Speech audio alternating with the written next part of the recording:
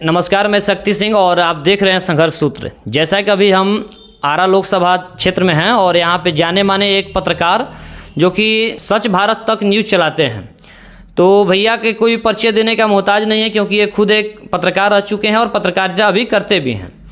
तो अभी बहुत वायरल मुद्दा चल रहा है कि पवन सिंह 2014 से जो कि बीजेपी का पार्टी को ज्वाइन किए थे, उसके बाद भी वो बहुत आशा लगा कर रखे थे कि क्या पवन सिंह को आरा से या बलिया से टिकट दिया जाएगा, लेकिन बीजेपी की पार्टी ने उनको आसनसोल से चुनाव लड़ने के लिए टिकट दिया।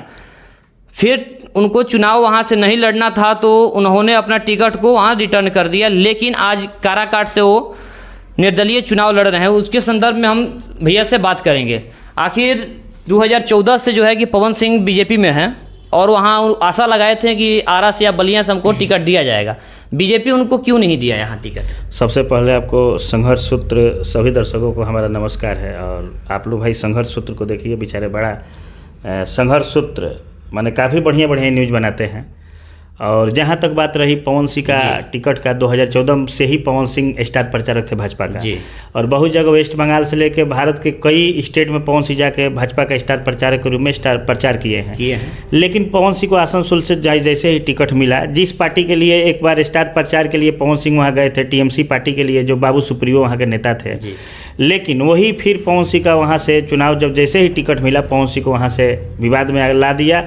और देखिए गाना का थंबनेल दूसरा थंबनेल लगा के बोला कि पवन सिंह अश्लील गाना गाए थे बंगलिनिया पे, यानी एक यहाँ बंगाल के औरतों को सम्मानजनक उनके लिए नहीं किए हैं, जो गाना है गलत गाना गाए हैं। इसके लिए बहुत सारा विवाद हुआ। पवन सिंह फिर अपना आस लगाए बैठे थे कि हमको बलिया से टिकट मिलेगा जी, लेकिन कल पता है कि 10वां जो भाजपा का लिस्ट है, 10 लिस्ट जारी हो गया, जो उसमें बहुत जगह का नाम आया, जिसमें आसनसोल बलिया दोनों जगह का नाम है, उसमें पवन सिंह का कहीं से भी टिकट नहीं हुआ, नहीं मिला। हाँ, टिकट जैसे ही नहीं मिला तो पवन सिंह कुछ दिन पहले अपने माँ से वादा किए रहते हैं और अपने फेसबुक पे लिख के डालते हैं कि मैं अपने माँ के दिया हुआ वादा को पूरा करूँगा, 2024 में ही मैं लोकसभा चुनाव लड़ूंगा।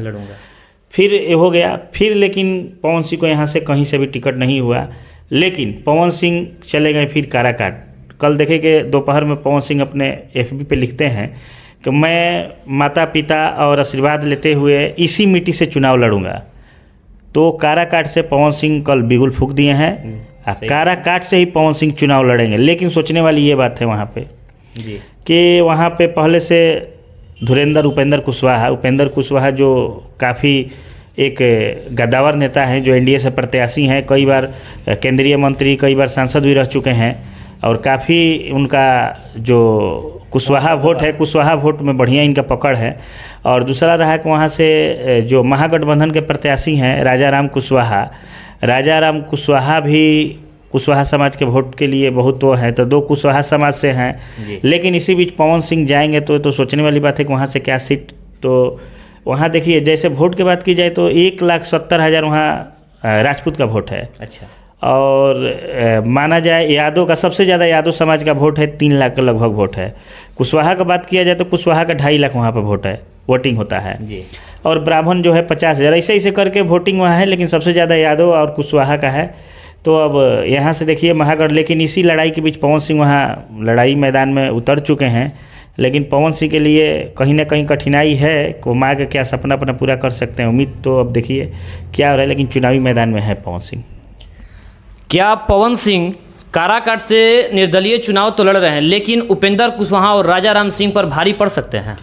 भारी देखिए जरूर पड़ सकता है, इसलिए कि पवन सिंह कोई अपने परिचय का मोहताज नहीं है। पवन सिंह को पूरा भारत जानता है, देश विदेश में भी इनका गाना बजता है, तो इसीलिए है कि पवन सिंह भारी हो भी सकते हैं। इसलिए कि देखिए पवन सिंह का वहाँ जाने का रीज़न क्या हुआ है, यहाँ बक्सर है, भोजपुर है, बहुत सारा ऐसा सीट है कि जहाँ से पवन सिंह यहाँ चुनाव जो है नहीं लड़े, काराकाट गए। काराकाट क्यों गए? काराकाट में गए इसलिए गए, वहाँ पे देखिए 2 कुशवाहा समाज के लोग वहाँ पे खड़े हैं, तो कुशवाहा समाज के वोट बढ़ जा रही है, जो है वहाँ 1,70,000 राजपूतों का वोट है।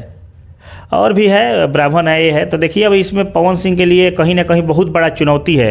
पवन सिंह के लाइफ के लिए सबसे बड़ा चुनौती है। जितने दिन अपने करियर में भोजपुरी इंडस्ट्री के लिए काम किए हैं, उससे कई गुना ज़्यादा पवन सिंह की चुनौती वाला समय अभी है कि क्या पवन सिंह वहाँ से फाइट कर सकते हैं इन लोगों के बीच। इसलिए कि देखिए लड़ाई जब भी होगी तो इनका उपेंद्र कुशवाहा के साथ ही रहेगी।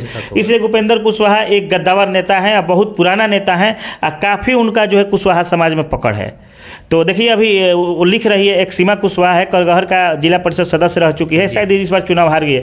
वो लिखी है कि जग जाओ जग जाओ जग जाओ, कुशवाहा समाज के लोग जग जाओ। इसलिए कि नहीं जगोगे तो देखिए इससे भी बेहतर हाल कुशवाहा समाज की होगी। लेकिन सोचने वाली ये बात है कि कुशवाहा समाज से तो सीमा कुशवाहा जी बोल दी, लेकिन कुशवाहा समाज को वहाँ पे दो लोग लड़ रहे हैं कुशवाहा समाज से, तो कैसे कुशवाहा समाज का वोट को इकट्ठा कर सकते हैं उपेंद्र कुशवाहा? नहीं हो सकता है। सही बात है। मतलब कहीं ना कहीं आप लोगों को और हमारे जितने भी दर्शक हैं उनको ये लग रहा है कि पवन सिंह कहीं ना कहीं उपेंद्र कुशवाहा और राजा राम सिंह पर भारी पड़ सकते हैं। एकदम 100% पड़ सकते हैं। तो पवन सिंह वहां अभी चुनाव प्रचार करने कब तक जाएंगे? अभी देखिए यहाँ इससे पहले जो थे महाबली सिंह थे, वहाँ का महाबली सिंह जो थे, यहाँ महाबली सिंह थे, और वहाँ पे देखिए सबसे ज़्यादा यादव समाज का वोट है कुशवाहा का, तभी वहाँ से महाबली सिंह सांसद रह चुके हैं। इस बार फिर उनका टिकट नहीं मिल गया उपेंद्र कुशवाहा को। तो वही है, देखिए अभी तो बहुत सारा चीज़ चल रहा है। अभी तो देखिए राजनीति है, इसमें सुबह में क्या होगा, रात तक क्या बदलाव होगा, कोई नहीं जानता है। कल तक मालूम था कि पवन सिंह को बलिया से मिलेगा, आस लगा के बैठा था, लेकिन एक बार कल घोषणा हुआ कि नीरज शेखर को वहाँ से मिल गया। सही बात है।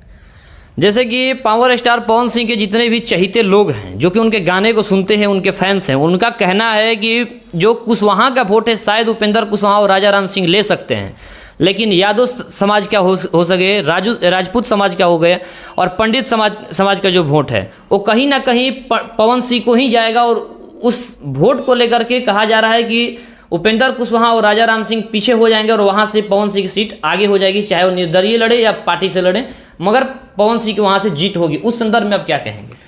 देखिए जीत तो अभी कोई ऐसे अकालन नहीं लगा सकता, ये चुनाव है। इसमें रात में देखिए सुबह में कुछ और होता है, रात तक देखिए तो पार्टी का क्या होता है। कितना भी जो ब्रांड पार्टी है वो पार्टी ही होता है। बहुत कम ही लोग ऐसा है कि चुनाव जो है निर्दलीय जीतते हैं। लोकसभा चुनाव विधायक का रहता है तो बहुत लोग तो जीत जाते हैं, लेकिन ये निर्दलीय चुनाव है, इसमें अभी कुछ नहीं कहा जा सकता है जब तक अभी पवन सिंह चुनावी मैदान में नहीं आएंगे। पवन सिंह अभी प्रचार प्रसार में जब तक नहीं आएंगे, कैसे उनके पास जो भी वहाँ के जनता है, क्या उनके पास रुझान है या नहीं है, वो तो पवन सिंह के मैदान में उतरने के बाद पता चलेगा। कहीं ना कहीं आप भी कहे जाते हैं कि पवन सिंह के एक जाने पहचाने व्यक्ति हैं और पवन सिंह से आपकी मुलाकात और बात होते रहती है, तो कब तक पवन सिंह काराकाट लोकसभा में जाएंगे और अपनी प्रचार करेंगे? पवन सिंह 2 से 3 दिन में काराकाट में उतर जाएंगे। पवन सिंह जब प्रचार प्रसार में उतर जाएंगे तो पता चल जाएगा कि क्या कितने पवन सिंह की तरफ रुझान है, वो पता आ जाएगा खुल कर। 2 से 4 दिन में आ जाएगा और उसके मुताबिक हम लोग सर्वे कर लेंगे। हम लोग भी जाएंगे वहाँ, देखेंगे तो पता कर देंगे कि फिर पवन सिंह की क्या स्थिति है। लेकिन खैर स्थिति पवन सिंह का बढ़िया रहेगी। कितना भी पवन सिंह देखिए ऐसा है कि पवन सिंह को पूरे विश्व लेवल पर लोग जानते हैं। अब ये नहीं है कि इनका कोई जानना है कि मैं पवन सिंह हूँ जी, उनका तो ऐसे ही सब जान रहा है। तो इसीलिए पवन सिंह के ज़्यादा मेहनत भी नहीं करना पड़ेगा। जो नया चेहरा रहता है उसको ज़्यादा मेहनत करना पड़ता है। अब पवन सिंह के लिए मेहनत ज़्यादा नहीं करना है। लेकिन अब बाकी देखिए क्या हो रहा है। अब एक बात अगर भोजपुरी इंडस्ट्री की तरह चले तो एक भोजपुरी की कलाकार नेहा राठौड़ की हैं। जो नेहा राठौड़ जी हैं वो एक अपना ट्विटर पर भी और कहा जाए तो अपने इंस्टा फेसबुक हर जगह वीडियो वायरल की हैं कि पवन सिंह जो बंगलिनिया गाना गाए हैं और पवन सिंह जो बंगाल की तरफ गाना गाए हैं बंगाल को लेकर के, उसके वजह से पवन सिंह को कहा जा रहा है कि मतलब ये महिलाओं को इज्जत नहीं देते हैं, सम्मान नहीं देते हैं, इस वजह से पवन सिंह चुनाव नहीं जीत सकते हैं। कौन? नेहा राठौड़ जी। नेहा राठौड़ तो नेहा राठौड़ कोई उसका अस्तित्व है। वो देखते हैं वो दिन भर वो ब्लॉग बनाती चलती है। जब चुनाव आता है तो कभी नरेंद्र मोदी पे गाएगी भी, तो कभी नीतीश कुमार पे गाएगी, तो कभी आदित्यनाथ योगी पे गाएगी। योगी पे कहती है कि यूपी में क्या बा। तो अभी देखें उसका न्यूज़ चल रहा है, उसके बारे में क्या क्या लोग बोल रहे हैं। बोल दे कि यूपी में क्या बा, यूपी में शादी की है, बोल रही है कि यूपी में क्या बा। तो बहुत सारा चीज़ है, वो अपना चेहरा चमकाने के लिए कहती है, पॉपुलरिटी कमाने के लिए करती है। ऐसा कुछ बात नहीं है। पवन सिंह अभी मिल जाए सामने तो फोटो खिंचाने के लिए तुरंत आ जाएगी, पहले सबसे पहले वो लग जाएगी कतार में। पवन सिंह भी है, ब्रांड आदमी है, सभी सब।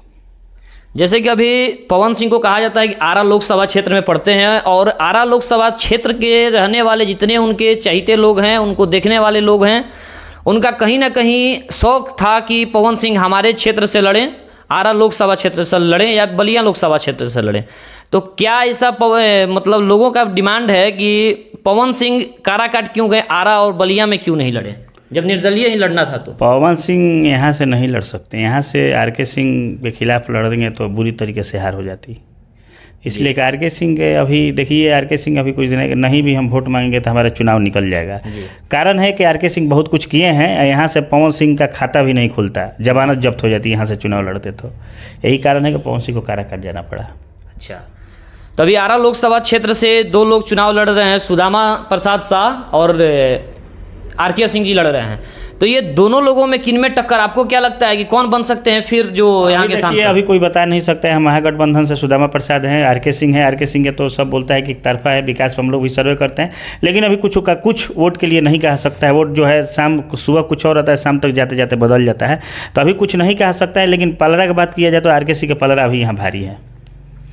अभी 1952 से लेकर के 2024 तक की चुनाव की बात कर लें तो 1952 से 24 तक के बीच में 17 यहाँ के सांसद बन चुके हैं, और क्रोनोलॉजी के हिसाब से देखें तो 9 सांसद हैं। तो यहाँ के जो बलिराम भगत करके जो सांसद थे इस क्षेत्र से 6 बार जो है सांसद बन गए, और चंद्रदेव प्रसाद वर्मा 3 बार। तो क्या अभी लगता है कि आर.के. सिंह 2 बार बन गए, तीसरे बार भी आर.के. सिंह की सीट आएगी? आर.के. सिंह अभी अगर भाजपा उनको टिकट अगर 10 बार भी देगी तो 10 बार भी चुनाव आर.के. सिंह जीतेंगे। मतलब कहीं ना कहीं बलिराम भगत जो है उनका भी रिकॉर्ड आर.के. सिंह एकदम तोड़ सकते हैं। जैसे वो बलिराम भगत चल रहे थे, उन्हीं के आधार पर वो चल रहे हैं आर.के. सिंह। अच्छा, उनका भी बढ़िया पहल था, तभी ना 7 बार जनता चांस दिया उनको जी। तो वही है, आर.के. सिंह का भी बढ़िया पहल है, रहेंगे अभी। आर.के. सिंह का अभी तो तीसरा टर्म चल रहा है। कहीं ना कहीं चुनावी मैदान की हर एक खबर भैया को सब पता है, और इनके द्वारा जो आपको पता चला कहीं ना कहीं ये सत्य है। और इस प्रकार की जानकारी और इस प्रकार की चुनावी मुद्दों की जानने के लिए हम बने रहिए हमारे चैनल संघर्ष सूत्र के साथ। धन्यवाद।